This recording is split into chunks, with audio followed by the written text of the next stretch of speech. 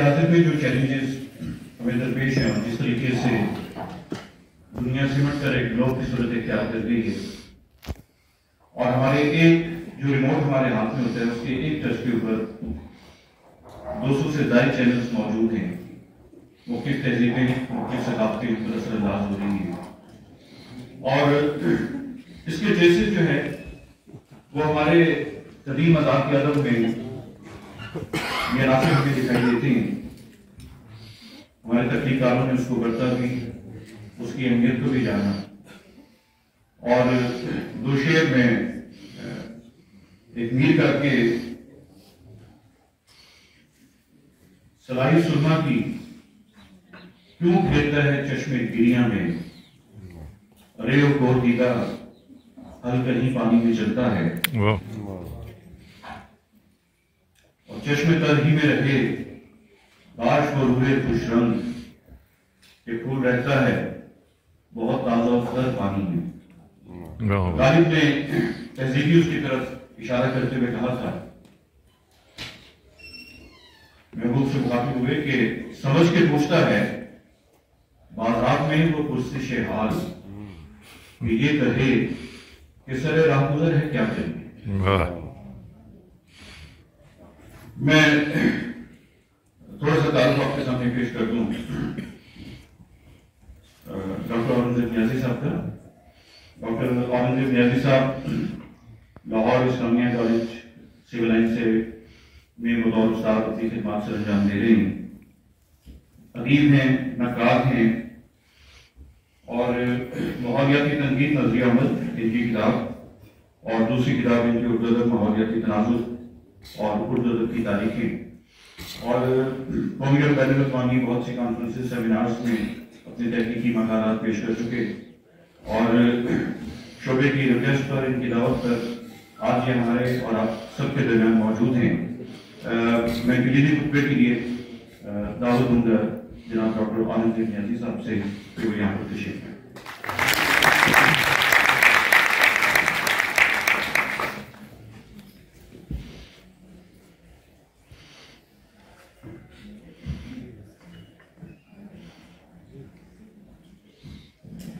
بسم اللہ الرحمن الرحیم۔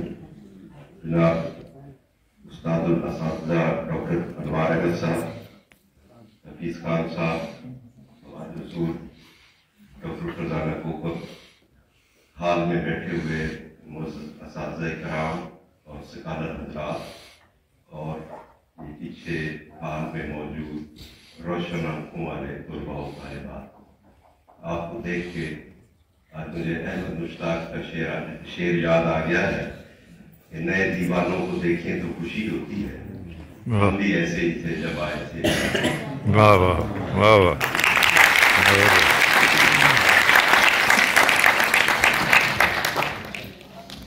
مجھے ڈاکٹر فرزانہ کوکب صاحبہ کا شکریہ بھی ادا کرنا ہے اور ان سے ایک گلہ بھی کرنا ہے۔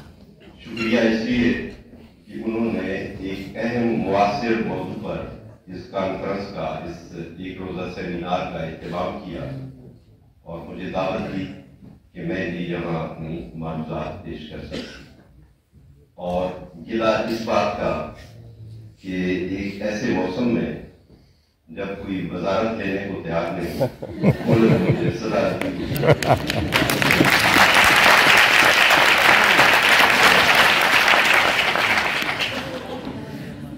ڈاکٹر انوار صاحب، حفیظ خان صاحب اس وقت ہمارے معاصر ادبی منظرنامے پر بہت بڑے نام ہیں۔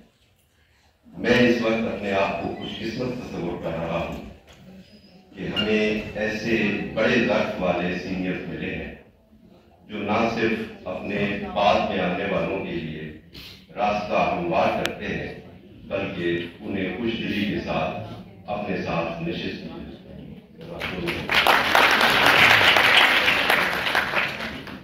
آج کی سیمینار میں دیکھ رہا تھا اگلے سیشن میں جو ہمارے دوست سکالر حضرات مقالات پیش کریں گے، ہم سب عمر کے تھوڑے سے فرق کے ساتھ ایک ہی نسل کے لوگ ہیں اور یہ ایک منفرد اور نایاب نسل ہے۔ اس لیے یہ نہ صرف 2 صدیوں کے سنگم پر بلکہ 2 ملینیمز کے سنگم پر پیدا ہوئی۔ اس نسل نے ایک ثقافت کو، ایک تہذیب کو اپنی آنکھوں کے سامنے مٹتے ہوئے، معدوم ہوتے ہوئے یا تبدیل ہوتے ہوئے دیکھا ہے، اور ایک نئی ثقافت کو بنتے ہوئے دیکھ رہے ہیں۔ ہل سے ہارویسٹر، ریڈیو سے اینڈرائڈ فون اور آرٹیفیشل انٹیلیجنس کی انقلاب تک یہ سارے تغیرات اس کی آنکھوں کے سامنے نما ہوئے۔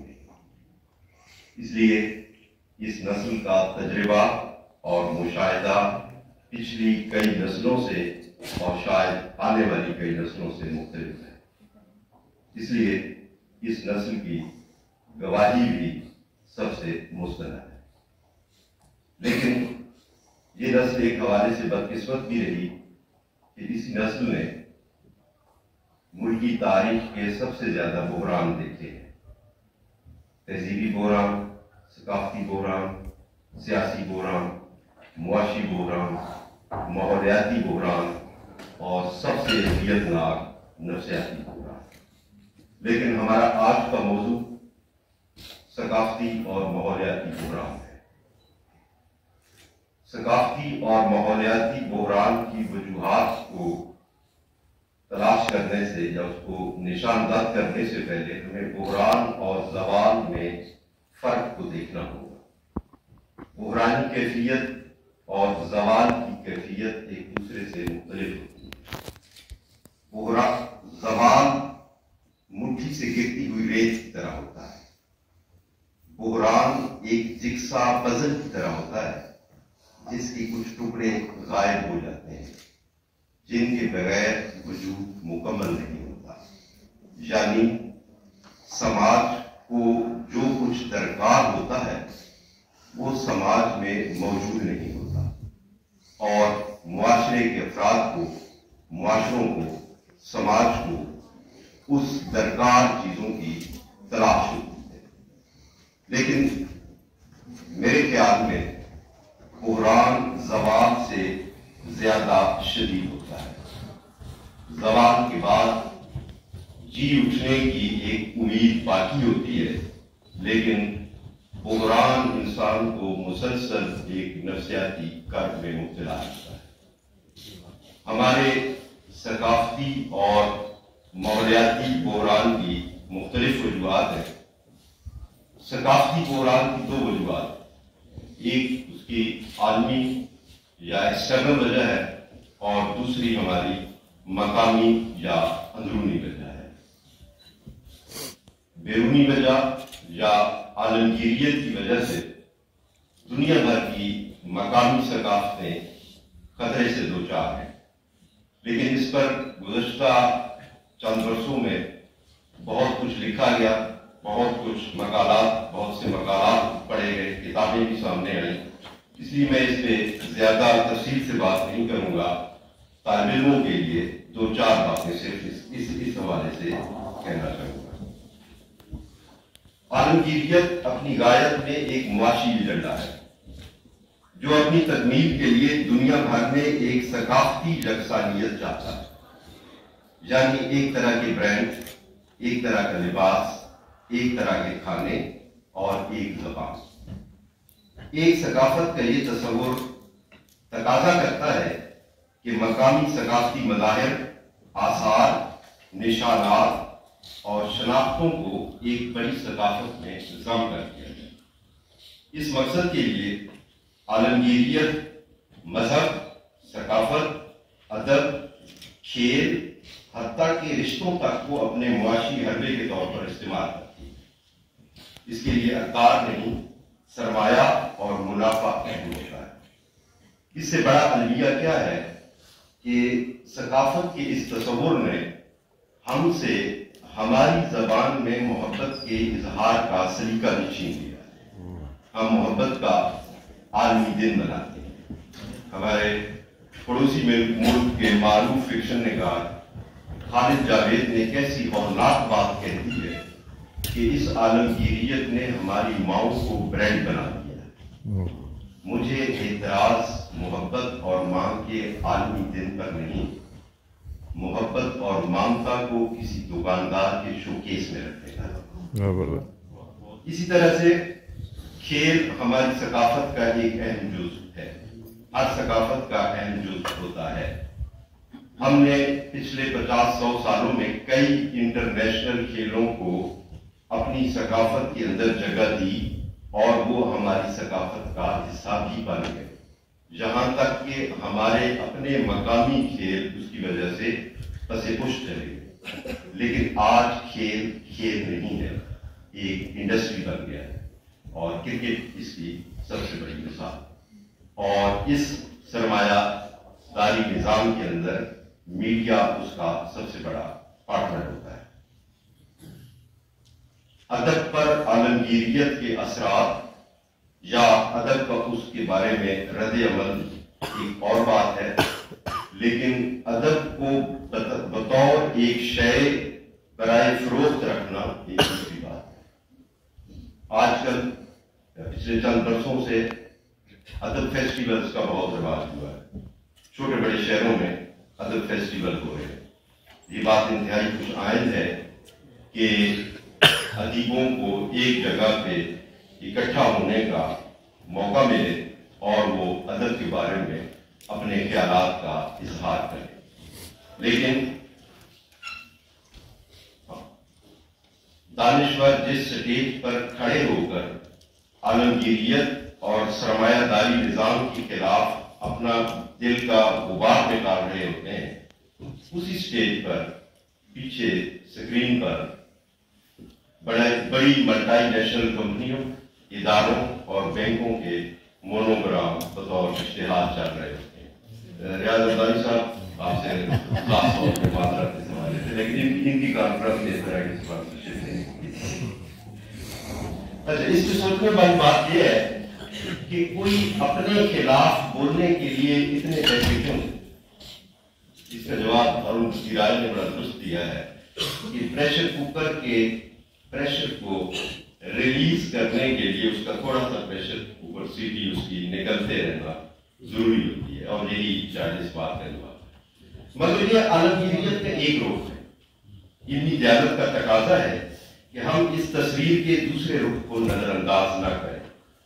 اسی عالمگیریت نے انسان کو، بالخصوص تیسری دنیا کے انسان کو، ایک ترقی یافتہ زندگی کا شعور اور فہم دیا۔ ہم تیسری دنیا کے لوگ آج سے 20-30 سال پہلے جن سہولتوں اور آسائشات کا تصور نہیں کر سکتے تھے، وہ آج ہماری دسترس ہوئی۔ اس صورتحال میں یہ سوال فطری ہے کہ پھر ہمیں عالمگیریت اور ایک عالمگیر ثقافت سے مسئلہ کیا ہے، جسے ہم اپنا ثقافتی بحران کہہ رہے ہیں۔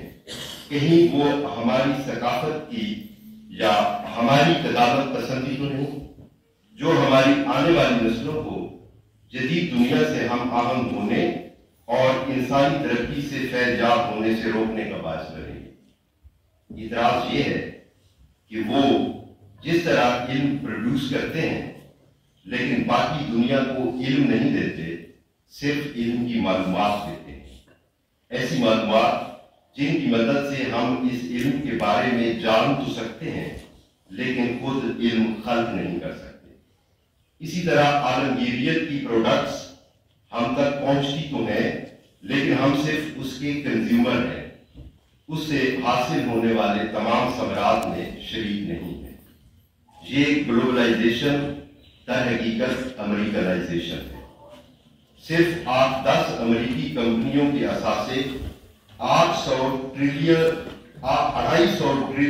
ٹریلین ڈالر سے زیادہ ہے اور دنیا کی تقریباً 50% تجارت پر ان کا اجارہ ہے۔ اس صورت میں ایک یکساں ثقافت کا تصور دنیا کے سب انسانوں کے لیے یکساں بہتر زندگی کا ایک حسین خواب تو ہو سکتا ہے، لیکن ضروری نہیں کہ خواب کی تعبیر بھی خواب کی طرح خوبصورت ہو۔ ہمارے ثقافتی بحران کی دوسری وجہ مقامی ہے۔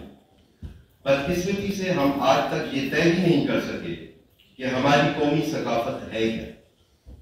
ہم اپنی زمین سے جڑے ہوئے ہیں، ہماری ثقافتی تہذیبی جڑیں مذہب میں ہیں، یا ہماری ثقافتی تاریخ کیا میں پاکستان سے شروع ہوتی ہے۔ پاکستان ایک کثیر اللسانی، کثیر الثقافتی خطہ ہے، جہاں 70 سے زائد زبانیں اور بولیاں بولی جاتی ہیں۔ یہ ثقافتی تنوع اس خطے کا حسن ہے، لیکن یہی اختلاف اور دشمنی کا باعث بنا ہوا ہے۔ ایک زمانے میں کلچر کے مباحث پر تحریک چلی ضرور تھی، جس میں ہر مکتب فکر کے ادیبوں اور دانشوروں نے اپنا اپنا نقطۂ نظر پیش کیا تھا، لیکن یہ تحریک بھی کسی نتیجے پر پہنچے بغیر مزید کئی سوالوں کو جنم دے کر ختم ہو گئی۔ ہماری انٹیلیجنسیا اس تنوع کو ایکتا اور یکجہتی کا سبب بنانے میں ناکام رہی ہے۔ کچھ عرصے سے کلچر ڈیز کا بھی رواج ہوا ہے۔ ایک اعتراض یہ بھی ہے کہ اس کی سرپرستی بھی یہی عالمگیریت کر رہی ہے۔ شاید یہی وجہ ہے کہ یہ کلچر ڈیز خاص طور پر ہماری جامعات میں اختلاف اور تقسیم کا باعث بن رہے ہیں۔ ہمارا آج کا دوسرا موضوع ماحولیاتی بحران ہے۔ یہ ایک نظر انداز کردہ لیکن زیادہ شدید بحران ہے۔ یہ کسی خاص خطے، قوم یا ملک کا مسئلہ نہیں ہے، یہ پورے کرۂ ارض کا مسئلہ ہے۔ اور یہ یاد رہے کہ اس وسیع کائنات میں یہ کرۂ ارض انسان کا واحد گھر ہے۔ اگر اس بحران کی طرف انسان نے بر وقت توجہ نہیں کی تو انسان کے سارے عقائد، سارے نظریے، نظام، یہی عالمگیریت اور ثقافتیں دھری دھری رہ جائیں گی۔ نوم چومسکی کا کہنا ہے کہ ہم فنا کے چھٹے دور میں داخل ہو چکے ہیں، اور آرنلڈ ٹائنبی نے تو تقریباً 100 سال پہلے یہ خبردار کر دیا تھا کہ انسان نے اپنے گھر کو تباہ کرنے کی طاقت حاصل کر لی ہے۔ اگر وہ باز نہ آیا تو پھر ہماری داستان تک ہی نہ ہوگی داستان۔ 16ویں صدی میں ایک فلسفی ڈیکارٹ نے کہا کہ جانور بیکار مشینیں ہیں، یعنی فطرت کے تمام مظاہر اور عناصر صرف انسان کے لیے۔ انسان کو یہ حق حاصل ہے کہ وہ اپنی آسائش کے لیے فطرت کو جیسے چاہے استعمال کرے اور اس کا استحصال کرے۔ یہیں سے ہیومنزم کے فلسفے کی بنیاد پڑی۔ ہیومنزم کے بدن سے سرمایہ داری نظام نے جنم دیا۔ سرمایہ داری نظام نے کولونیلزم کو جواز فراہم کیا، اور کولونیلزم کی تکمیل ایکولوجیکل کولونیلزم سے ہوئی، جس کا نتیجہ آج ماحولیاتی بحران کی صورت میں ہمارے سامنے ہے۔ ماہرین ماحولیات نے اس کا زمانہ آغاز 1925 طے کیا۔ آنے والے برسوں میں اس میں شدت آئی اور اب یہ قیامت بن کر ہمارے دروازے پر دستک دے رہا ہے۔ اس بحران کے ڈانڈے بھی کسی معاشی عالمگیریت سے ملتے ہیں جس نے اپنے سرمایہ میں اضافے کے لیے ٹیکنالوجی کا بے دریغ استعمال کیا اور فطرت کا قتل عام کیا۔ ماحولیاتی بحران کے متعدد اسباب ہیں اور نتائج ہمارے تصور سے بھی کہیں زیادہ ہولناک۔ میں صرف ایک مثال دیتا ہوں۔ اس وقت فضا میں کاربن ڈائی آکسائڈ کی مقدار اس حد تک بڑھ چکی ہے کہ اگر ہم اس زمین کے چپے چپے پر درخت لگا بھی دیں تو اگلے 100 برسوں میں اس کاربن ڈائی آکسائڈ کا صرف 10% کم کر سکتے ہیں۔ یہ بحران اس حد تک شدید ہے جس کا انسان کو بھی صحیح معنوں میں ادراک کی جاتی ہے۔ ثقافتی اور ماحولیاتی بحران بھی ایک دوسرے سے جدا نہیں ہے۔ ثقافت اجتماعی یاداشت کا نام ہے۔ یاداشت لینڈسکیپ، ماحول اور ماحول میں مظاہر و عناصر کی موجودگی سے قائم رہتی ہے۔ اگر ہمارا ثقافتی اور فطری لینڈسکیپ معدوم ہو جائے گا تو اجتماعی یاداشت بھی رفتہ رفتہ ختم ہو جائے گی۔ اگر ملتان میں آموں کے باغات نہیں رہیں گے تو اس خطے کا روایتی لینڈسکیپ بھی نہیں رہے گا۔ پھر اس لینڈسکیپ سے وابستہ روایات، لوک کہانیاں، شاعری کے استعارے، تشبیہیں اور علامتیں بھی بے معنی ہوتے ہیں۔ اس ثقافتی اور ماحولیاتی بحران میں ہمارے ادب کا کیا کردار ہو سکتا ہے یا کیا کردار ہے، اور اس بحران نے ادب پر کیا اثرات مرتب کیے ہیں۔ دنیا کے اعلیٰ ادب کا بڑا حصہ بحرانوں کی پیداوار ہے۔ بحران ایک سیلاب کی طرح بھی ہو سکتا ہے۔ سیلاب اپنے ساتھ تباہی لاتا ہے لیکن زرخیزی چھوڑ جاتا ہے۔ بحران معاشرے اور فرد کو سوچنے، اپنی کوتاہیوں پر غور کرنے اور اثر نو تعمیر پر آمادہ بھی کر سکتا ہے۔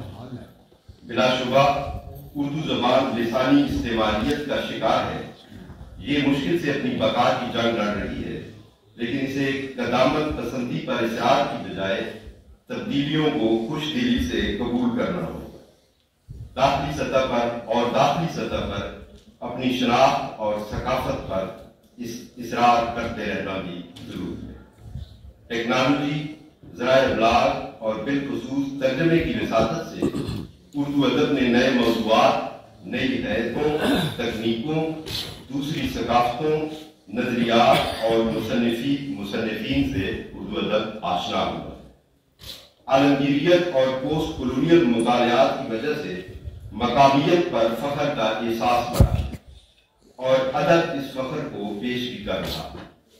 رفعت عباس کے دونوں سرائیکی ناول، اختر رضا سلیمی کے جندر اور لواح، حفیظ خان کے تقریباً سارے تمام ناول ایک مضبوط متبادل بیانیہ تشکیل دیتے ہیں۔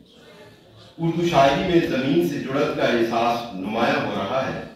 نئی اردو غزل میں درخت یا شجر کا استعارہ خاص معنویت کا حامل ہے۔ کچھ درخت اپنی جڑیں ساتھ لیے پھرتے ہیں، اس کو مجبوری سمجھ لیجیے، ہجرت کیسی۔ اردو غزل نے کئی اسالیب اختیار کیے ہیں اور تنقید ایک مختلف دانشورانہ سرگرمی کے طور پر سامنے آئی۔ ماحولیات سے اردو ادب کا تعلق بھی نیا نہیں ہے۔ میر تقی میر نے 38 مصنوعیاں لکھی، ان میں سے 2 مصنوعیاں شکار نامہ اول اور شکار نامہ دوم منظوم سفرنامے ہیں۔ یہ سفر میر نے نواب آصف الدولہ کے ساتھ پہلی بھید اور بہرائچ کے جنگلوں میں کیے۔ شکار نامہ اول میں 27 اور شکار نامہ دوم میں 50 سے زیادہ جانوروں اور پرندوں کے نام ہیں۔ یہ شکار نامے اردو میں پیسٹورلزم اور وائلڈنیس رائٹنگ کے اولین بہترین نمونے ہیں، لیکن جسے خاص ماحولیاتی بحران کہا گیا ہے، اس کا احساس ہمارے ہاں 20ویں صدی کے نصف اول کے بعد یا دوسری عالمی جنگ کے بعد ہوئی۔ ہیروشیما اور ناگاساکی پر ایٹم بم گرائے جانے پر افسانے لکھے گئے۔ ایٹمی تباہ کاریوں اور ماحولیاتی بحران پر وزیر اعلیٰ نصیر احمد ناصر، علی محمد فرشی اور دیگر شعراء کی نظمیں، پانی کے مسئلے پر مستنصر حسین تارڑ کا ناول بہاؤ، خالد جاوید کا ایک خنجر پانی میں اور آمنہ مفتی کا پانی مر رہا ہے، اردو میں ماحولیاتی مزاحمت کی بڑی مثالیں ہیں۔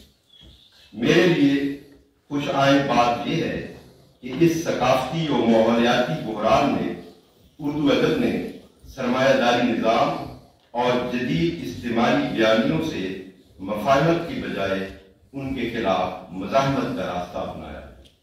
اگر مزاحمت موجود رہی تو بحرانوں کا مقابلہ کیا جا سکتا ہے۔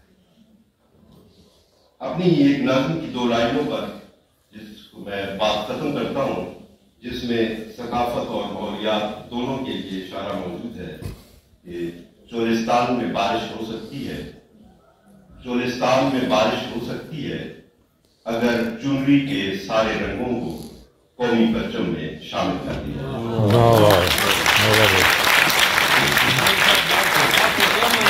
بہت اعلیٰ۔